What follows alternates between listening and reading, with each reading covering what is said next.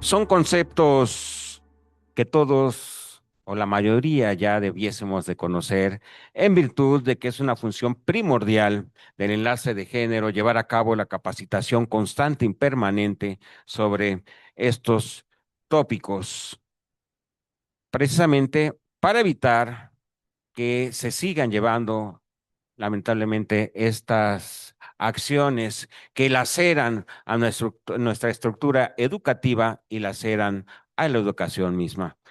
Antes de dar inicio, quiero dar el uso de la voz al maestro Mario Salomón Martínez Reséndiz, quien dará un breve mensaje antes de iniciar esta charla. Adelante, maestro. Muy buenos días a todas y a todos. Agradecemos la presencia virtual de directores, directoras y personal de los centros regionales que en este momento se encuentran enlazados. En la Universidad Pedagógica Veracruzana estamos comprometidos con la construcción de espacios laborales, académicos y humanos basados en el respeto, la dignidad y los derechos humanos. Como es de su conocimiento, recientemente emitimos un pronunciamiento institucional de cero tolerancia frente a cualquier forma de violencia, discriminación, acoso u hostigamiento, reafirmando nuestro compromiso con la igualdad sustantiva y una cultura de paz al interior de nuestra comunidad universitaria. En congruencia con este compromiso, hoy contamos con la participación de la maestra Adriana Martínez Cadena, titular del enlace de género de nuestra universidad, quien impartirá la capacitación denominada Protocolo de Prevención, Atención y Sanción de Acoso Sexual y Hostigamiento Sexual en la Administración Pública.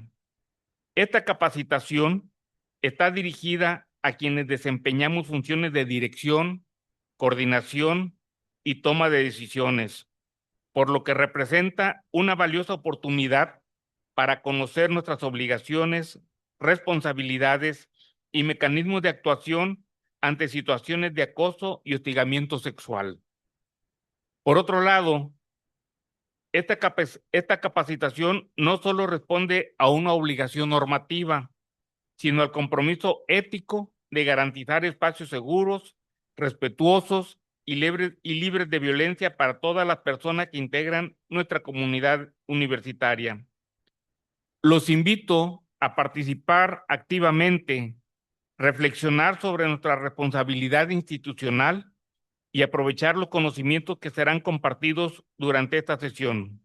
Maestra Adriana Martínez Cadena, muchas gracias por acompañarnos. Le cedemos el uso de la voz. Gracias a todos y a todas. Yo agradezco mucho el tiempo que hoy destinaron para estar en esta sesión. La verdad es que sí espero que sea fructífera, que sea productiva y sobre todo que puedan irse de aquí con mucha información que pudiéramos socializar también entre nosotros y sobre todo en materia de prevención. Lo que queremos son ambientes y espacios libres de violencia y en ese sentido los conmino a ser partícipes de eso.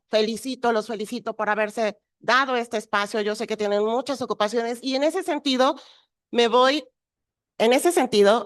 a apresurar precisamente con la capacitación para irnos deteniendo en lo medular, en lo más delicado que a todos nos cuesta o no conocemos de los temas. Entonces, voy a irles presentando y también les quiero presentar al maestro Abdiel, que es el enlace normativo, quien también va a hacer el favor de reforzar esta capacitación en materia del procedimiento administrativo, porque también surgen muchas preguntas al respecto de cómo manejamos nosotros enlace de género, nuestras áreas. También esta es una charla informativa de para qué están las unidades de género, cuál es la atención de las unidades de género y qué nos corresponde, pero también del lado de enlace normativo y cómo juntos tenemos que trabajar en conjunto también con ustedes. Entonces, muchas gracias, maestra Abdiel, por el favor de acompañarnos el día de hoy. Bienvenidos todos los directores de centros regionales y el personal que hoy también se está dando espacio desde cualquier lugar, desde los 16 centros regionales adscritos. Bueno, hoy es la presentación precisamente del protocolo de prevención, de atención y sanción de los hostigamientos sexual y acoso sexual en la administración pública. Y los principios son cero tolerancia de las conductas de hostigamiento sexual y acoso sexual, igualdad de género, confidencialidad, presunción de inocencia, respeto, protección y garantía de la dignidad, prohibición de represalias, integridad personal, principio pro persona, no discriminación, enfoque diferencial, buena fe y perspectiva de género. Más adelante vamos a ir desmenuzando esos temas. ¿Qué es el acoso sexual? El acoso sexual es una forma de violencia basada en el género que consiste en conductas indeseadas de naturaleza sexual, expresadas de forma verbal, física o visual, que tienen por objeto o resultado afectar la dignidad, integridad y derechos de la persona y que no implican una relación de subordinación, jerarquía entre quien acosa y la víctima. Un ejemplo, una maestra recibe comentarios sexuales constantes por parte de un colega sobre su cuerpo. Le envía mensajes sugerentes fuera del horario laboral y le hace insinuaciones, a pesar de que ella ha pedido que se detenga. ¿Qué es el hostigamiento? Aquí es necesario hacer la diferencia del acoso y el hostigamiento.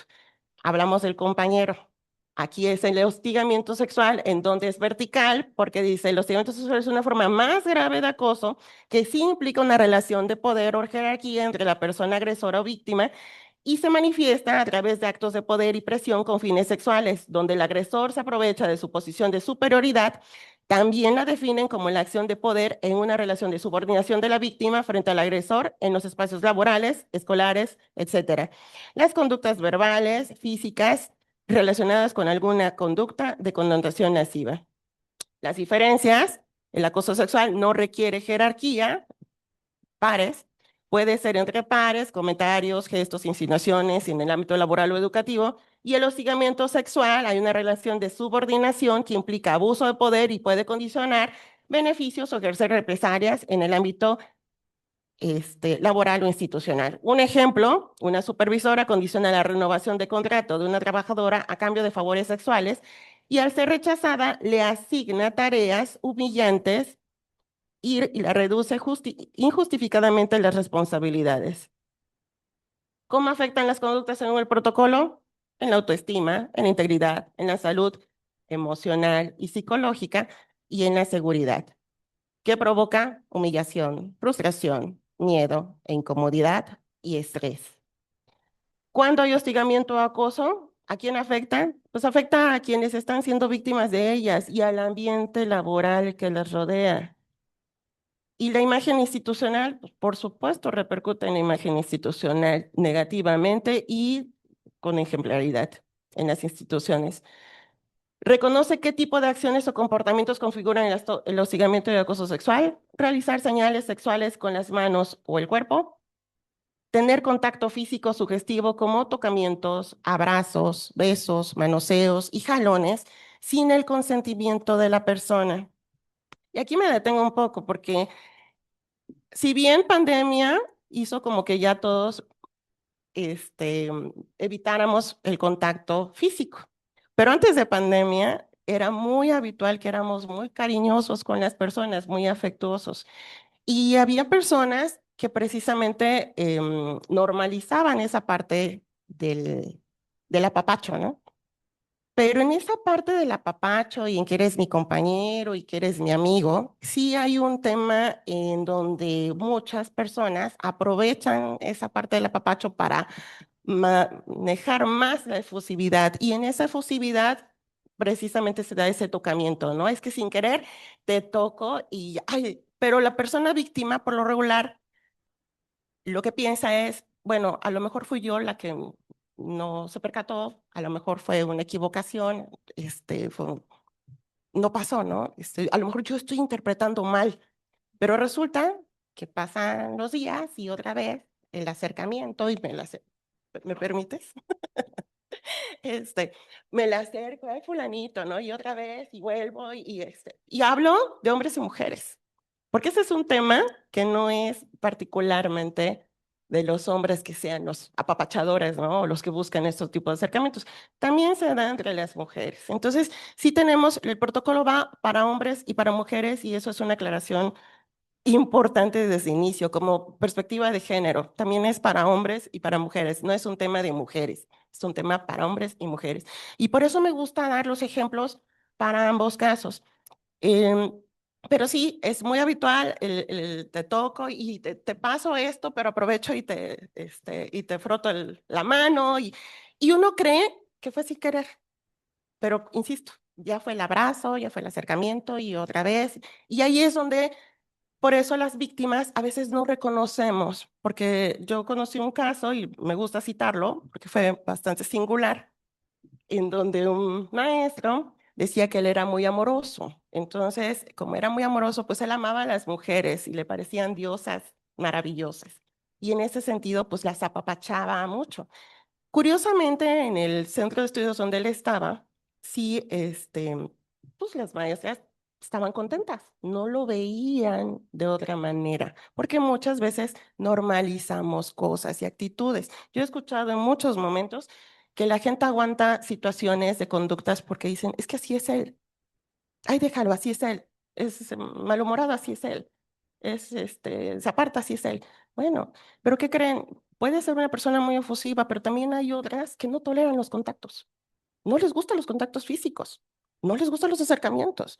Y entonces, ¿cómo saber eso? Bueno, pues, la sana distancia es respetar. Y todos tenemos precisamente ¿cómo le llaman? Un espacio personal que nos gusta tenerlo y que tenemos que tener cuidado de no rebasar ese espacio personal. Y como decimos nosotros las de género o las feministas, pues hermana no es no y hermano no es no. Y si te dicen no, no me acerco y no insisto, ¿no? Y por eso el protocolo, de hecho, a mí me gusta más hay un acosómetro universitario que señala, bueno, con puntos y detalles, todas las circunstancias en las que puede generar. No quiero con esto que muchos salgan de aquí pensando es que ya se azotó, es que el protocolo, porque incluso ese maestro cuando fui a dar la capacitación precisamente atendiendo el protocolo, se enojó cuando le presenté el protocolo y las estipulaciones que decía el protocolo, porque si a ustedes, las de género, ya no saben qué inventar, eso es una moda. Y estaba muy indignado. ¿Qué hice yo? Pues decirle, señor, aquí está el documento, se lo dejo, usted léalo. Si no lo quiere atender, bueno, pues habrá responsabilidades, ¿no? Porque ya había un antecedente en ese lugar en donde precisamente se había dado una rescisión laboral por un tema de esa índole. Y ese señor iba para allá, pero bueno, bien encaminado, pero no reconocía que su actuar no era el conducente, el correcto. Yo entiendo que aquí también, como pasamos muchas horas en los trabajos, generamos afectos, generamos confianzas, platicamos incluso muchas cosas privadas y personales. Y eso da pauta, bueno, a distintos acercamientos. Mi recomendación es, sí, sí es válido tener, porque somos humanos, hay emociones, nos manejamos por emociones, pero no perdamos nunca de vista que somos servidores públicos y que como servidores públicos tenemos obligaciones y responsabilidades que cumplir y formas que cuidar.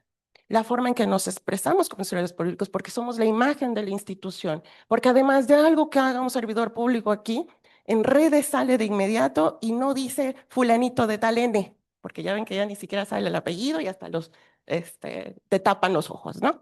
Sino dice servidor público de la Universidad Pedagógica Veracruzana. Y entonces ahí barre todos, no nada más la persona, ojalá y fuera nada más el sujeto, ¿no? Que fuera el quemón para la persona, no, va con toda la institución. Y entonces por eso incluso el protocolo señala, o sea, sí tenemos que cuidar la imagen institucional. Y en esa forma sí tenemos que ver cómo nos manejamos entre nosotros. En el tema de transparencia, lo veíamos, por ejemplo, a veces se nos olvida que en el tema de mandar las cosas, como le decían, en económico, pues se nos olvidan los oficios. Y como ya tenemos amistad con las personas y el uso del WhatsApp donde mandamos documentos, no respetamos jerarquías de jefes ni nada. Entonces, ahí te va, amigo, el documento tal, ahí lo checas. Y se nos olvida que no, pues ya sé que los equipos celulares en esta institución son privados, no los da la empresa, no los da la institución. Sí hay un tema ahí que se maneja diferente con las empresas privadas, pero si bien manejamos información institucional y como manejamos información institucional, estamos obligados también a cuidar esa secrecía, esa información y también esa formalidad en los procedimientos en los que manejamos y cómo nos conducimos, porque finalmente sí es mucha información. Y en ese sentido, como precisamente WhatsApp, correos electrónicos son usados en materia de transparencia para hacer temas de investigación, en fiscalía incluso, ¿no? Para hacer averiguaciones previas, se usa la información que usamos vía comunicación, incluso en redes, ¿no? Hasta Facebook y todo han salido muchas situaciones. Este tema de la IA que ahorita está en boga y viene el foro, bueno, está genial porque efectivamente esto nos abre los ojos de qué tipo de cuidado tenemos de tener como institución y como servidores públicos con la información que manejamos entre nosotros. Por eso yo los invito a que aunque sea mi cuate, mi jefe, pues con la pena estoy mandando información y mi trato cotidiano es formal y estoy compartiendo información institucional, pues mi trato debe ser formal. Fulanito, bueno, a mi jefe, que lo tengo aquí enfrente, es, siempre ha sido mi trato así. Maestro, le envío tal documento, por favor de revisarlo, quedo a la orden, siempre así. A lo mejor sí, ya sé que van a decir los abogados así se manejan. Bueno, no es una deformación, pero es lo conducente, que además va a servirles a ustedes. No les estoy diciendo nada que no. Esto es precisamente darles elementos a ustedes para que cualquier tipo de situación puedan mostrar, porque es un medio de prueba, de que se mandó la gestión, de que se hizo de forma correcta, de que de manera ordenada y respetuosa. Porque además, es lo que también maneja el código de conducta, ¿o no? Y el código de ética. Estamos atendiendo varias normas. Si ahorita cuando vamos viendo esto de protocolo, se van a dar cuenta que hay un marco normativo bastante robusto alrededor de solo el protocolo. Y protocolo lamentablemente no se originó por una ocurrencia de alguien, se originó porque la estadística señalaba que ya eran muchos casos recurrentes de este tipo de situaciones y que había que poner orden a estas circunstancias, porque si no rompe toda la paz o armonía que puede desarrollarse en las áreas y eso que conduce a baja eficiencia laboral, que es lo que nosotros no queremos como institución. Entonces, voy a dar continuidad. Hasta aquí, ¿todo bien? Dar regalos o preferencias indebidas a cambio de favores sexuales, de índole sexuales. Tener conductas dominantes, agresivas, intimidatorias u hostiles hacia alguien para satisfacer deseos. Espiar a una persona mientras se cambia de ropa o está en el sanitario. Condicionar en el anterior, me voy a parar porque sí hay casos. Este, hay casos donde graciosos se les ocurre poner cámaras, graciosos se les ocurre inspeccionar. Bueno, les quiero decir que eso implica una responsabilidad civil, penal y administrativa. Y se van los tres juicios al mismo tiempo. Entonces habría que tener dinero para pagar al abogado de cada, de cada asunto para poder dirimir. Porque luego, de verdad, las personas hacen cosas y no reparan, les parece broma, les parece sencillo, divertido, y no miran precisamente las consecuencias de su actuar. Hay consecuencias graves. Y esto no, ojalá y le repercutiera a esa persona en particular si incidiera en algún tema, también a sus familias. O sea, no solamente repercute aquí, sale a otras esferas. Condicionar la obtención o permanencia de un empleo a cambio de aceptar proposiciones de carácter sexual, imponer actividades que no competen al puesto o aplicar medidas disciplinarias en represalia para rechazar propuestas sexuales, condicionar la prestación de un trámite o servicio público a cambio de favores sexuales, hacer comentarios, burlas, piropos o bromas con connotación lasciva sobre la apariencia de alguien, sobre su vida sexual o la de terceras personas. Y aquí sí me voy a detener también. El uso de las redes sociales también ha favorecido a llevar no solo las burlas en el cotillo, en la presencia, sino también lo llevan a las otras esferas de las redes sociales, en donde ya ahí perdemos todo control de cualquier situación. Entonces, ahora hacen stickers de las personas, de los trabajadores, o de situaciones que se les hacen graciosas, cuando alguien se cae de una silla, cuando alguien comete algún error y lo suben a redes. Pero sobre todo un tema que también es delicado, precisamente en ese tema de confianza que hay entre las pláticas de los trabajadores, hay esas conversaciones que no deberían de darse de connotación sexual. No nos compete a nosotros saber la vida sexual de las personas. Y ese es un tema que sí me ha tocado saber que se da en diferentes instituciones. Allá en Tumbutu, no se preocupe, pero sí, sí las hay y debemos de tener cuidado y insisto con el código de ética, porque cómo nos expresamos, cómo nos dirigimos a los pares, siempre, siempre, siempre tiene que ser de manera respetuosa. Esos temas no se tocan.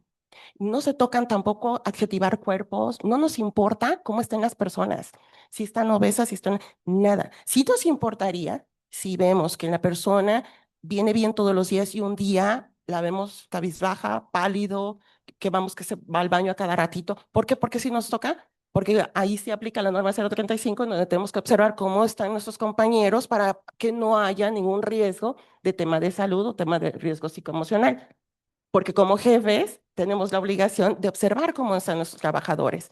Y en ese sentido es prevención. ¿Cómo están nuestros trabajadores? ¿Vienen bien? ¿Tienen algún tipo de problema? ¿Algún trabajador, alguno de nuestros subordinados tiene algún tema de salud? ¿Tiene a su cuidado personas en situación de discapacidad?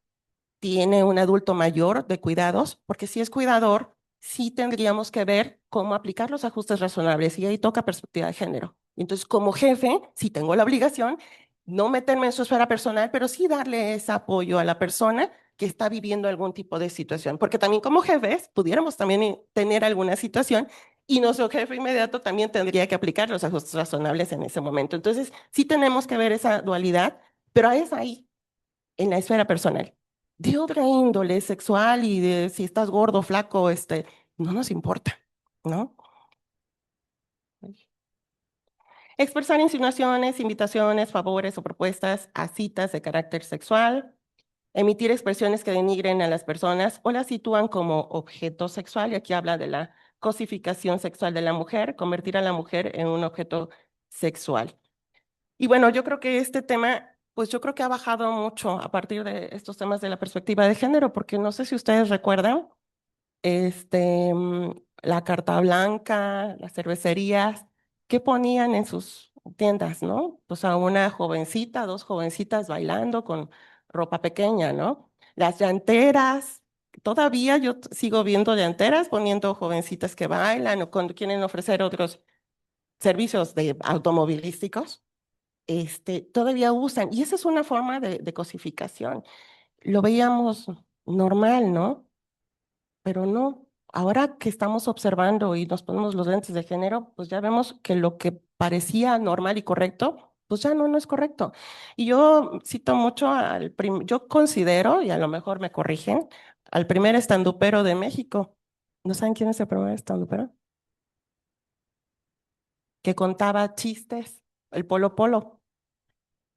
Polo Polo y los comediantes de aquella época hacían chistes sexuales, alusivos a las personas en situación de capacidad, a los gangosos, y todo el mundo se reía. Compraban los cassettes, cuando estaba chiquita, compraban los cassettes exprofesos de puros chistes de Polo Polo. Por eso para mí es el primer stand. Ya vi que alguien sí los recuerda. Compraban el cassette de todos los chistes de Polo Polo, pero todos los chistes, si ahorita los analizáramos, misóginos, denigrando a la mujer, sobajando a las poblaciones en situación de discapacidad y demás, pero nos reíamos. ¿Por qué nos reíamos? Porque lo normalizábamos. Normalizábamos eso. Ahora que reconocemos que eso es violencia, ¿cómo han cambiado estos contextos de los nuevos comediantes? ¿Cómo ha cambiado? Mucho, ¿verdad? Incluso el último comediante que se atrevió a hablar de las niñas quinceañeras con obesidad, ¿cómo le fue? ¿Cómo se llama? Franco Escamilla. Gracias. Franco Escamilla, ¿cómo le fue a Franco? Porque resultó que también tenía una hija con 15 años y con sobrepeso y ya no aguantó el bullying que le hicieron precisamente por haber hecho alusión a tantas veces y se reía del tema. Bueno, esto que estoy comentando, ¿por qué los comento? Porque crecimos con todo esto. Y hay más ejemplos, canciones que hemos cantado, chistes, comedias, demás, que crecimos viendo eso y normalizado. ¿Qué nos obliga el protocolo a reconocer que eso que vimos como normal, no, no es normal? ¿Y qué creen? Es violencia. Y si lo hacemos en la institución, peor, porque tenemos que atender muchos lineamientos, reglamentos y disciplinas. Entonces, pues yo los invito a reflexionar esa parte, preguntar aquí a alguien sobre historias, fantasías o preferencias sexuales o sobre su vida íntima, exhibir o enviar carteles, calendarios, ilustraciones u objetos con imágenes sugestivas, difundir rumores o información sobre la vida sexual de alguien, expresar insultos o humillaciones de naturaleza sexual, mostrar deliberadamente partes íntimas del cuerpo. Y bueno, aquí me voy a detener porque sí les quiero, ahorita voy a pasar a otro tema, ya casi terminamos, yo sé que están cortos de tiempo y por eso me estoy apurando, porque vean que por lo regular el agresor no se da cuenta que no sabe que es agresor, porque siempre estaba acostumbrado a gritar, porque siempre estaba acostumbrado a manotear, porque en su casa se lo permitieron o donde circuló, creo que nadie a lo mejor le dijo que estaba mal. Aquí el tema de este tipo de capacitaciones es, una, si eres víctima y te encuentras en alguna situación, pide ayuda. Y si eres agresor y te estás dando cuenta que tus conductas no son las adecuadas y las apropiadas, para y también pide ayuda, porque no es normal y te puede generar responsabilidades civiles, penales, administrativas y bueno, muchos más problemas. Aquí el común denominador y lo que sí he observado desde el litigio y en el tiempo que hemos estado aquí es el agresor por lo regular observa muy bien a quién va a agredir, quién va a ser víctima y aprovecha mucho las vulnerabilidades de la víctima. Si la víctima tiene alguna situación de discapacidad, es una persona vulnerable. Si la víctima tiene dificultades económicas fuertes, es una persona vulnerable. Entonces yo conocí un caso de una joven que tenía 22 años, acababa de entrar al servicio y tenía un jefe, era bonita, pero ella tenía a su madre enferma y era el único sustento para poder manejar la situación en casa. ¿Qué pasó? Que el jefe la empezó a agredir con todas estas cosas que les dije todos los días, todos los días. Y ella, cada vez que tenía que presentarse a trabajar, bueno, ¿qué les pasa a las personas que viven ese tipo de violencia? Insomnio, ansiedad, estrés, angustia, muchos otros malestares, a algunos se les va el hambre, otros engordan, o sea, cada persona es diferente y cada situación, ustedes lo saben, que cuando tenemos una situación personal nos afecta diferente a todos. Ella terminó, ni modo, por abandonar el cargo, ya tenía mucho miedo de encontrarlo, la acorralaba fuera de la oficina, la buscaba fuera de su casa. Entonces, muchas mujeres terminan incluso cambiándose de casa, por temor a las personas. Ya no quieren ni siquiera pasar por las mismas calles que el agresor, circula.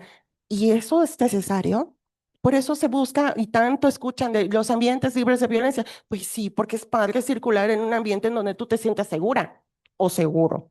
Porque también yo sé de muchos casos de hombres que dicen no a las mujeres y bueno, también hay cada mujer que busca y busca y les buscan situaciones en las que pudieran ellos, pues bueno, sentirse acorralados, ¿no? Y lamentablemente los hombres son los que menos denuncian. Muchas veces por el tema de hombre, yo soy hombre, ¿cómo voy a denunciar que estoy siendo acosado por vergüenza, porque no se ha socializado mucho? O incluso hay otro tema que luego comentó con algunos compañeros abogados, ¿no? Pues a algunos hasta les halaga, ¿no? Es parte del leguito que tenga tantas, eh, ¿cómo se diría? Personas que los buscan, ¿no? Y aceptan muy bien el apapacho. O sea, como que en ese caso de los hombres, no se incomodan mucho si las mujeres los abrazan, los tocan. Yo no, de verdad, yo tengo pláticas con los hombres y no, por eso no hay realmente tantas denuncias de hombres acosados o y demás. No se atreven. Antes, los hombres que se aventuraban, envalentonaban a ir a la fiscalía, en la misma fiscalía les decían, ¿cómo te pega tu vieja? ¿Cómo vienes aquí a, mejor vete, no va a proceder? ¿Qué creen? Los fiscales ahora están capacitados en perspectiva de género y sí tienen que atender, y sí tienen que ser recibidos y por supuesto se le da este, se le da seguimiento a su denuncia.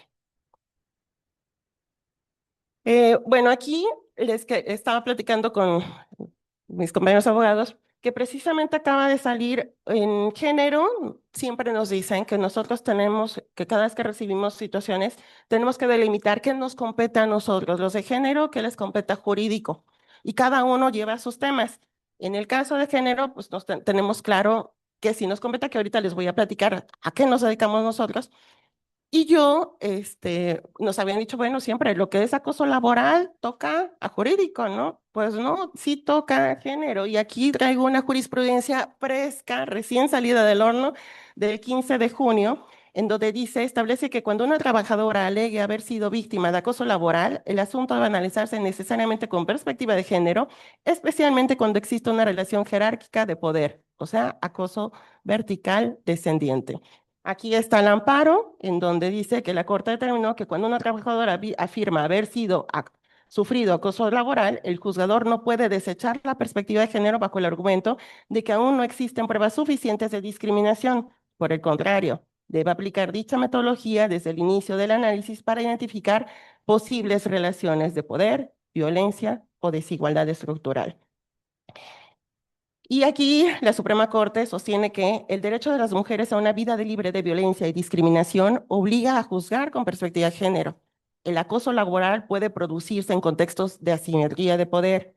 Los órganos jurisdiccionales deben analizar el contexto sociocultural de la persona trabajadora. Como el caso que les conté, habría que analizar todo el contexto en el que ella está viviendo para ver si todo esto aplica, ¿no?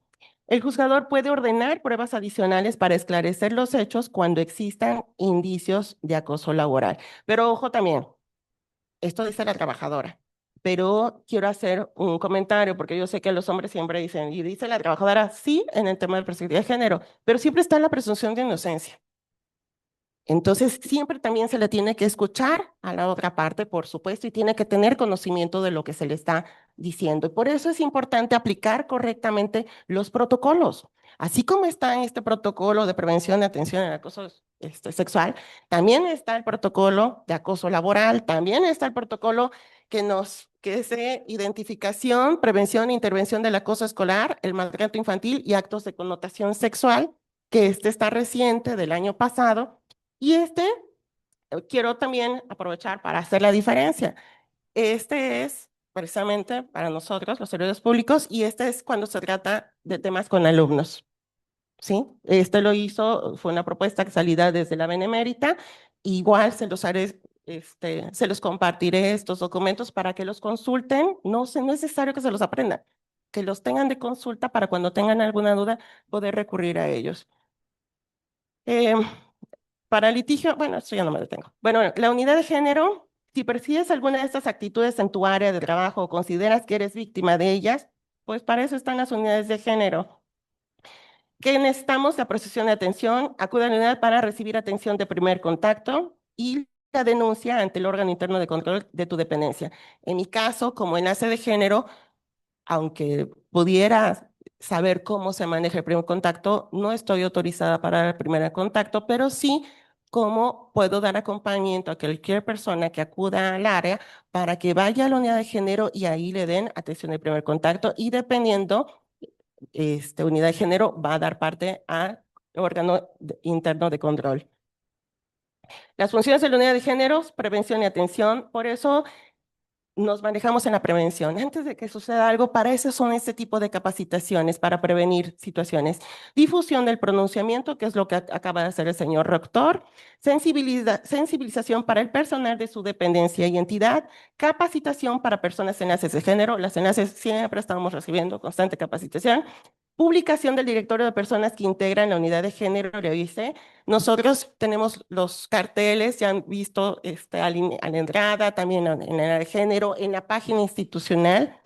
Establecer las bases y dar seguimiento al programa de sensibilización y capacitación, orientación pertinente, clara y precisa en relación a las conductas de hostigamiento sexual y acoso sexual.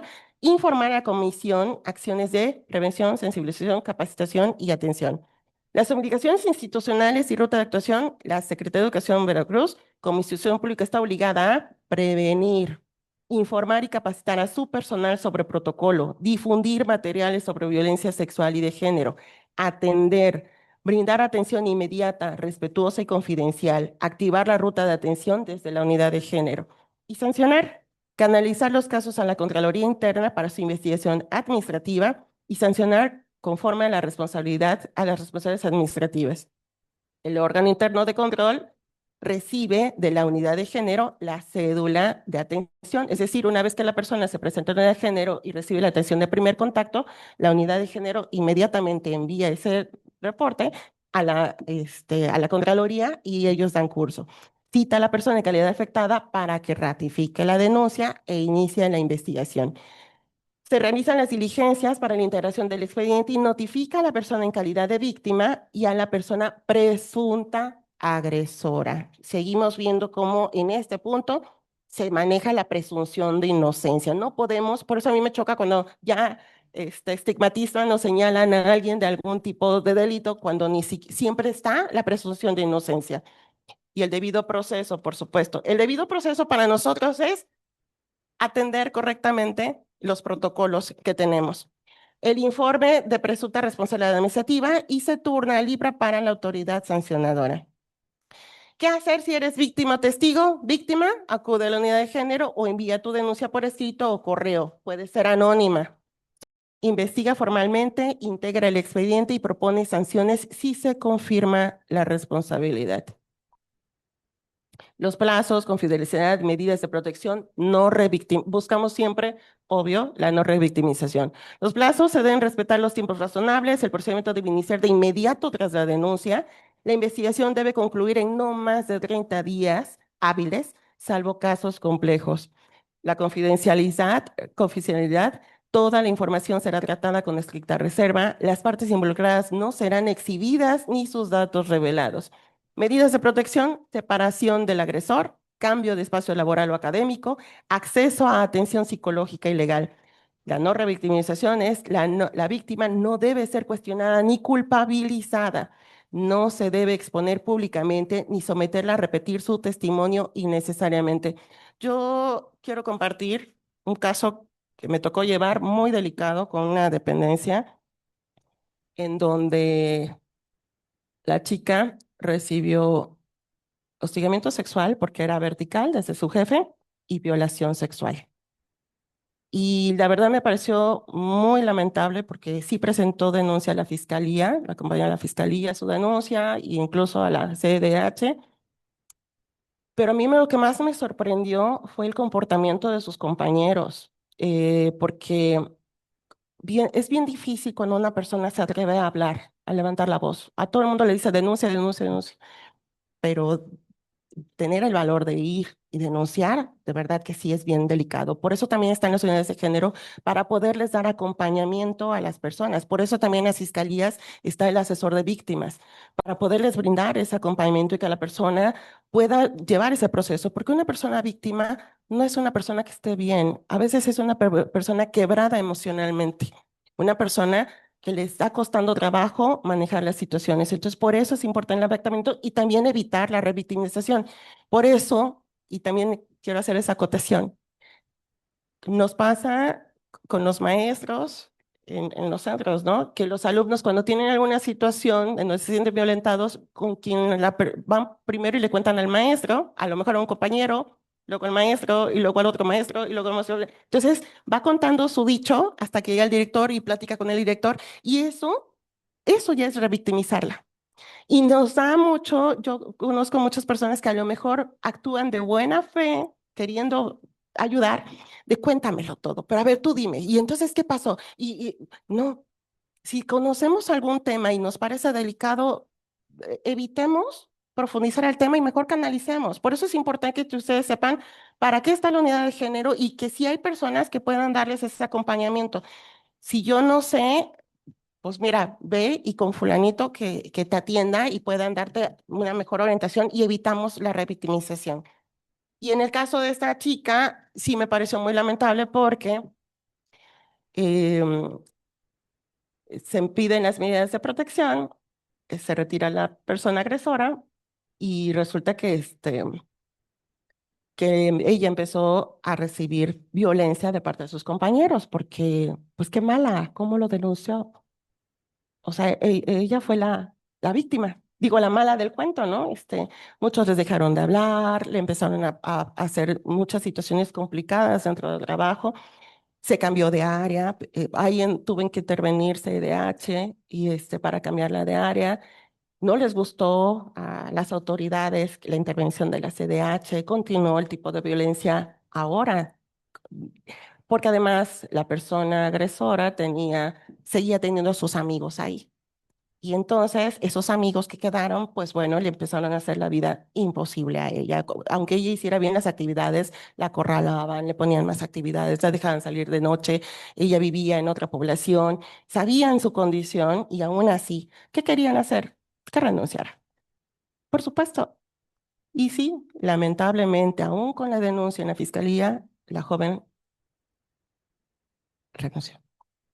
Y bueno, ya no les voy a contar qué sigue de la historia, pero sí me pareció muy, muy delicado porque el proceso continúa, quiero decirles, pero sí es una situación muy delicada y a mí me pareció muy lamentable que se dieran así las cosas, ¿no?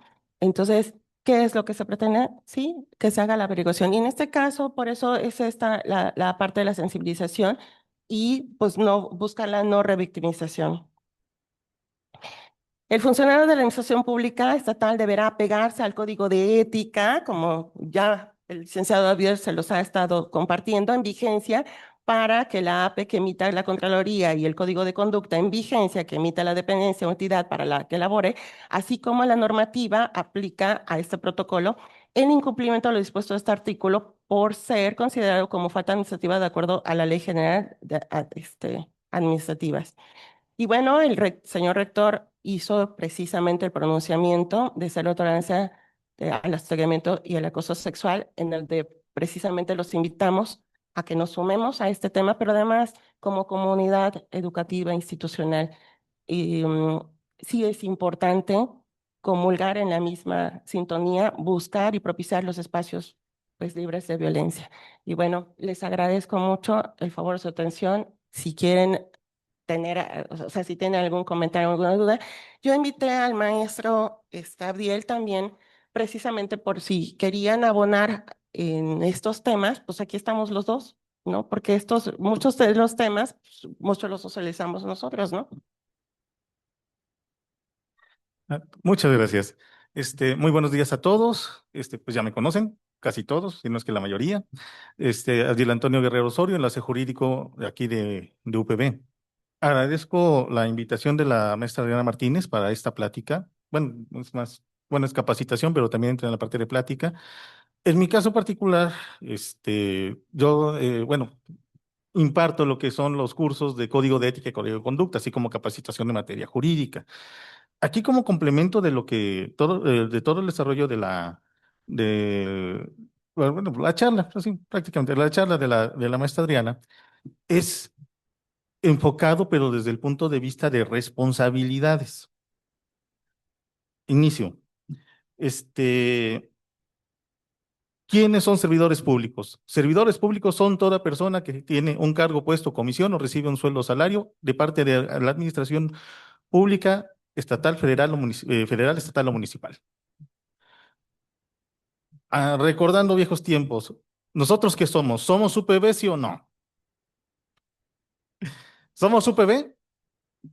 Ok. Como personal de la UPB, ¿quién paga nuestro sueldo salario? Gobierno del Estado. Y nosotros como UPB, ¿a qué área qué área de gobierno del Estado estamos adscritos? Secretaría de Educación de Veracruz. Secretaría de Educación de Veracruz, que a su vez forma parte de la Administración Pública Estatal a través del Poder Ejecutivo. Entonces, ya partiendo de ahí, tenemos un empleo cargo comisión, nos paga el Estado, dependemos, bueno, estamos sujetos o estamos vinculados con una dependencia de gobierno, ¿somos funcionarios públicos, sí o no? Bueno, todos vamos en el mismo barco entonces. ¿Cómo sabemos también que somos funcionarios públicos? ¿Quién ya mandó la patrimonial? Completa o simplificada, pero ¿quién ya la mandó? Ah, bueno, pues los que no, me incluyo. Dale. Jugando con los plazos, jugando con el marcador y jugando con el tiempo. Tenemos hasta el 31 para presentarla. Y aquí entra una cuestión. Si no la presentamos el 31, nos van a requerir. Si nos requieren, nos van a decir, oye, presenta la declaración en plan buena onda. Pero si aún así no nos apuramos y no presentamos la declaración, ya viene una consecuencia legal. La consecuencia legal es de que inician un procedimiento. ¿Cuál es el procedimiento? ¿Y quién va a cumplir el procedimiento? Que a lo mejor se pierde el empleo cargo comisión. ¿Por qué? Porque no se cumplió con una responsabilidad de carácter administrativo. Entonces, en el momento en que nosotros incumplimos con alguna de nuestras responsabilidades, puede ser una responsabilidad de carácter laboral, administrativo, penal, civil, electoral, derechos humanos y toda la que nos atañe a nosotros como servidores públicos.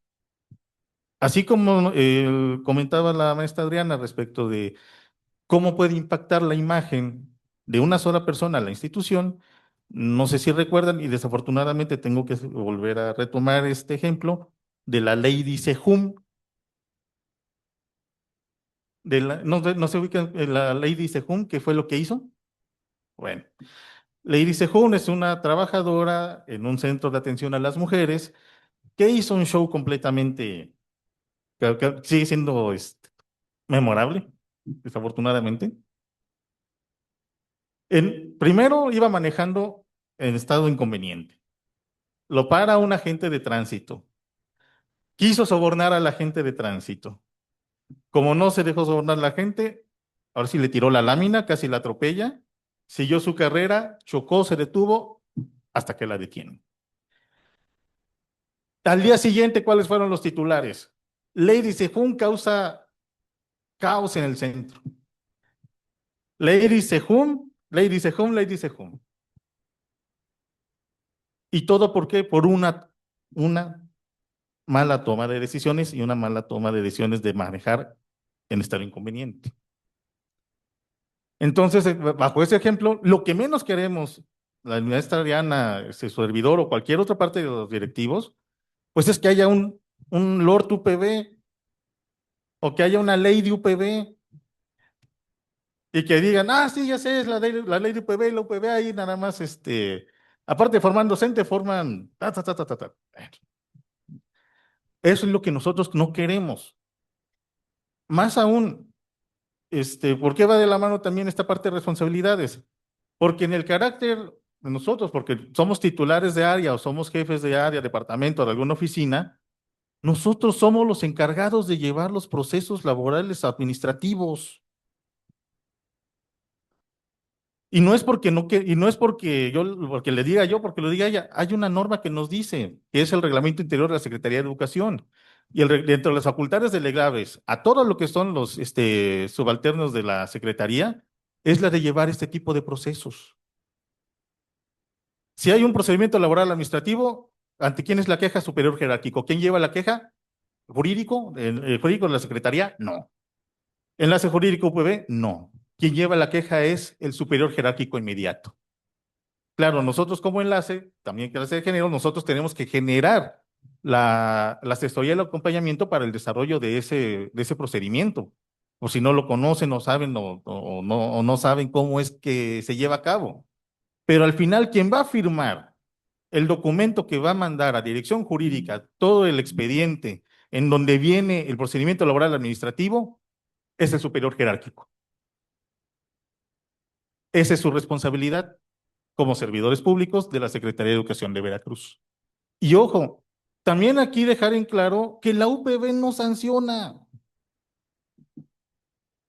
Ni el rector, ni el director académico, ni el director administrativo, ni el director de centros regionales, ninguno va a generar una sanción contra un trabajador, porque esa sanción está facultada o para el órgano interno de control o para la dirección jurídica, siempre y cuando en los procesos se generen los elementos de prueba y se lleve todo el expediente para las áreas que correspondan. En la máxima jurídica, hay una máxima jurídica aplicable para los jueces, es denme las pruebas y yo les daré el derecho. A pesar de que ustedes pueden llevar el proceso, eso no significa que quien se queje tenga una respuesta positiva. ¿Por qué? Porque depende mucho de las pruebas que ofrezcan, si son documentos, si son testimonios, si son videos, si son audios, y que todo ese conjunto de pruebas relacionado con lo que está puesto en la queja convenza al que va a dictaminar o resolver si es procedente o no alguna sanción. Si es procedimiento laboral administrativo, nos tenemos que ir a la Ley Estatal de Servicio Civil. Ley Estatal de Servicio Civil nos dice, estas son causales por las cuales el trabajador puede perder su empleo, cargo o comisión sin responsabilidad para el patrón. Y hasta el momento no tenemos alguna norma que nos diga que es aplicable, que no nos diga lo contrario, que no sea aplicable. Mientras no haya alguna norma específica para Secretaría de Educación, sigue aplicándose a nosotros la Ley Estatal de Servicio Civil. Y la Ley Estatal de Servicio Civil no se ha modificado incluso desde que nací.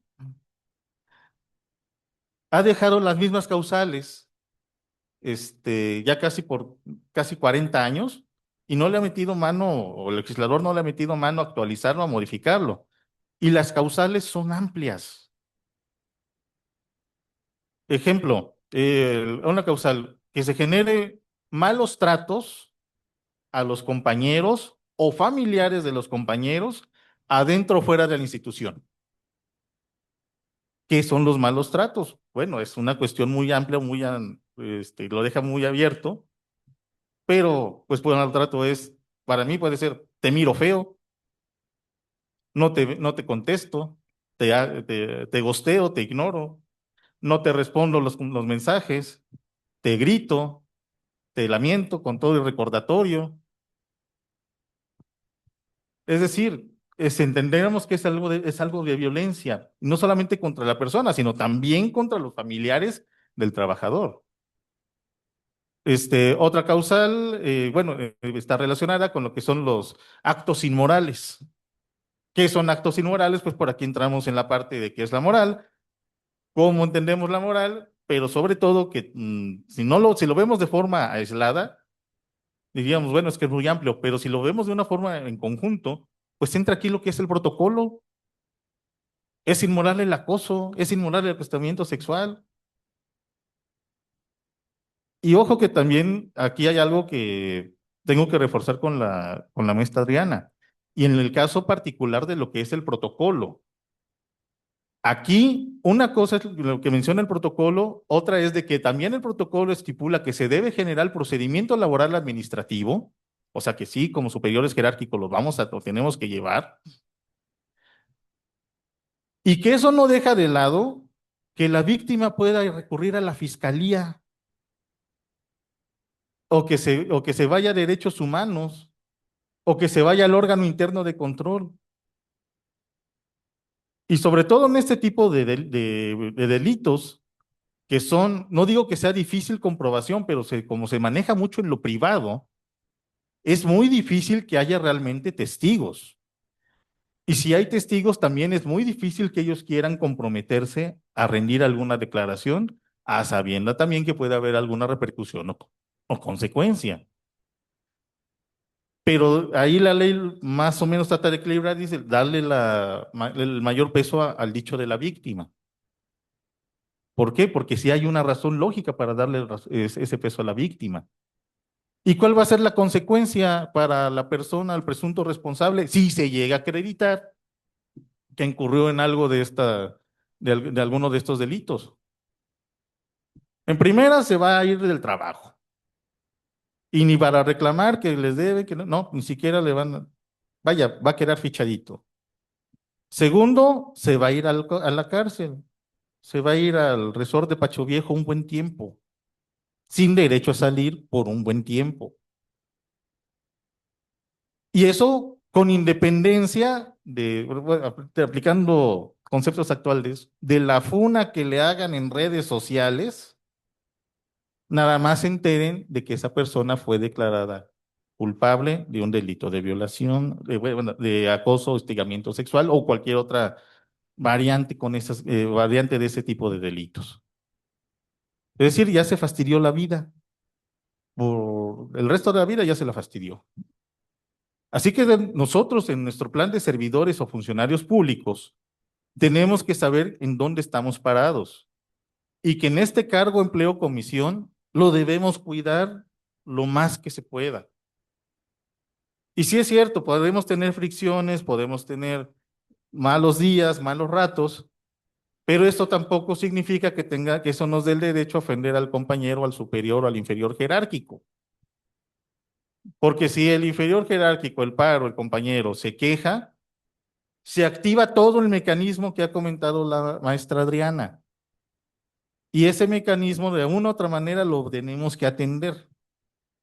Que si procede o no procede o la determinación queda en otra área que no es la UPB y que con esos elementos que se proporcionan a otra área convencen o no a quien va a afirmar que sí procede o no procede, eso ya es otro boleto. Pero de inicio la responsabilidad de nosotros es atender lo que se está pidiendo. No, que no quiero, no puedo. Pues con la pena eso también es responsabilidad.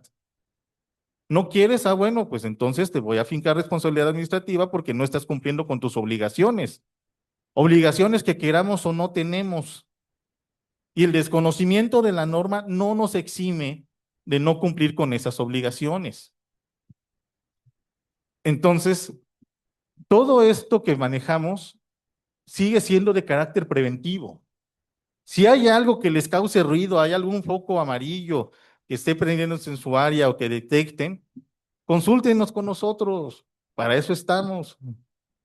Para ver cómo podemos identificar si hay algo que se deba de hacer o hay algo que se deba de prevenir. Porque si de momento llega algo que en algún momento pudiera haberse prevenido, bueno, tenemos que atenderlo de todas maneras. Pero la cuestión es mantener la prevención de posibles acciones que echen a andar todo el mecanismo, la maquinaria de alguna cuestión laboral, administrativa, civil, penal, la que corresponda. Entonces, ese es el enfoque jurídico que doy a la parte de protocolo. Y que, bueno, si vamos a abundar más o quieren que se explique más, pues también los podemos invitar ahí a mi curso, el de responsabilidades o el de capacitación jurídica, para tener más elementos de cómo se trabaja todo esto. Entonces, pues, de mi parte, eso sería, eso es la parte que quiero comentarles, es el complemento con lo que ha dicho la maestra Adriana, y cualquier duda, pregunta, pues igual también ahí estamos en nuestras áreas, nos pueden consultar sin ningún problema. Gracias. Y sobre todo también abonando el tema que nos preocupa, que sepan también si tienen una duda como jefes, porque si bien algunos trabajadores tienen alguna confusión sobre sus derechos y obligaciones, sí tenemos que también tener en cuenta, yo también, o sea, los que somos, que tenemos esa función de tener subordinados, sí conocemos esa parte, ¿no? De los tratos con los compañeros. Y a veces los compañeros no saben cuáles son sus derechos y cuáles son sus obligaciones y se dejan guiar por usos y costumbres y creen que usos y costumbres es ley. Y entonces creo que también en esa parte hay que ir como ordenando esa situación, ¿no? No, si creen que usos y costumbres es ley, a lo mejor esos usos y costumbres son irregulares, no son procedentes. Y en esa parte sí, como jefes, sí tienen que saber qué hacer cuando un trabajador está incurriendo en alguna situación y cómo empezar a trabajar con él de manera documental, ¿no? Haciéndose también ustedes, ya sé que es molesto, incómodo, nos choca, hacer oficios, de delegando tareas por oficio, una, otra y otra, pero es una forma también de generar pruebas o evidencia de que nosotros como jefes estamos instruyendo y si el trabajador no está respondiendo a esa situación, también tenemos una forma también de respaldar nuestro quehacer de manera puntual, de manera educada, de manera respetuosa, sin incurrir en ninguna situación. Entonces, si tienen dudas sobre ese procedimiento, por eso invité al licenciado Abdiel, para que él también los pueda orientar en el procedimiento de cómo manejarlos, es importante, ¿no? Y ahora sí, ya nosotros les dejamos cualquier tema que quieran comentar. Aquí el maestro Alfredo quiere comentar algo, Diana. Muchas gracias, maestra. Antes que nada, quiero felicitarla. Por ahí me surgieron algunas inquietudes debido a mi formación, licenciado, en cuanto al tema de servidores públicos. Si bien es cierto, los servidores públicos, como bien indica, son todos aquellos que ocupan un cargo o comisión y reciben un salario, denominado salario o retribución económica por su empleo dentro de la administración pública centralizada, descentralizada. Quisiera yo apuntar también que en términos del artículo 123 constitucional, entonces, en sus dos apartados, tanto A y el B, se encuentran inmersos lo que se conocen como organismos autónomos constitucionales, los cuales, si bien es cierto, no forman parte ni del Ejecutivo, ni del Legislativo, ni del Judicial, también son considerados como servidores públicos. Eso sería por una parte respecto a la distinción entre servidores públicos y funcionarios públicos. Aparentemente es lo mismo, pero no lo es. Todo funcionario público es servidor público, pero no todo servidor público es funcionario público, en virtud de que el funcionario público es aquel que representa, en este caso, determinado atribuciones que le dota la disposición jurídica, norma administrativa o norma propiamente legislativa, es decir, emanada por parte del proceso legislativo. Por último, en cuanto al tema de responsabilidades, si bien es cierto, existen derechos y existen obligaciones, la ley, la legislación y los que son abogados aquí me van a entender en cuanto a la distinción, lo que es un proceso y lo que es un procedimiento. El proceso implica esa figura tripartita en la cual, por excelencia, es aquella que se ventila, se dislucila, perdón, dentro de un órgano autónomo, un tercero, es decir, dentro de un órgano jurisdiccional. Por lo tanto, lo que nosotros, la universidad, el ejecutivo, básicamente hace son procedimientos. ¿Por qué? Porque no se da la figura tripartita. Nosotros no impartimos justicia, como usted acertadamente también lo señaló, no se imponen sanciones. Entonces, los procedimientos tienen forma de, pero formalmente no lo son. Serían simplemente, con mucho respeto, las apreciaciones que hace su humilde servidor. Gracias, licenciado. ¿Alguien más que tenga algún comentario? El complemento, y ahora que está tan en boga y a todos se le pone derechos humanos como si fuera sal y pimienta, el artículo primero constitucional marca que todo aquel que recibe un sueldo en medida de sus atribuciones es un trabajador y tiene una responsabilidad. Es decir, si aquí está alguien trapeando y dice no puede pasar porque está resbaloso, él es una autoridad para decir, no puedes pasar porque te vas a lastimar si nos vas a crear problemas. O el que sea, o el caso del señor rector, también decir la institución debe ir por estos caminos. El hecho de recibir y del nombramiento implica, y eso lo dice el artículo primero, que es el que propiamente norma Nos rige. toda la vida política y jurídica. Gracias, todo. Pues muchísimas gracias por favor su atención y les rogaría la foto con el señor rector, las autoridades que hoy nos acompañan, que todos son autoridades. Por favor, los directores, todos los jefes, pasen para acá para tomarnos una foto de cierre y les agradezco mucho, de verdad, estamos a la orden y ya saben que cuentan con nosotros. Muchas gracias.